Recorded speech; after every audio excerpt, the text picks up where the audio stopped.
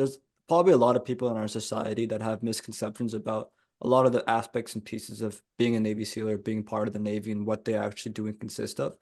So who do you look to as like maybe public figures that you think do a good job of kind of representing the teams, right? Like for example, I've watched podcasts by people like Jocko Willink. I've read books, people like Life Babin, for example. Do you think they do a good job of kind of being an accurate representation of what it really means in the Navy SEALs, or where would you look for like kind of for that kind of people? So I have never been one of those SEALs that sought the media. There's nothing wrong with that. That's Right. just never been me. I've been more on the quiet side. The guys for me that I follow are the ones that you would never know because they're doing non-for-profit. They're raising money for the guys that got their arms blown off or have traumatic brain injuries or lost their child. It's the backside, the quiet side, the people putting together the trips to oxygen chambers to, help the, tissue regeneration, or teaching the husband and wife and their kids to start interacting again. Because a lot of people, they are built slightly different than I am. And when they come back, it is a complete shift up here from combat to living with family.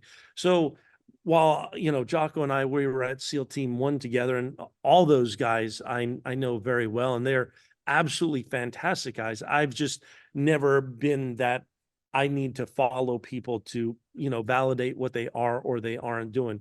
I've got guys that were with me in Afghanistan that are building houses for homeless, like Habitat for Humanity kind of stuff.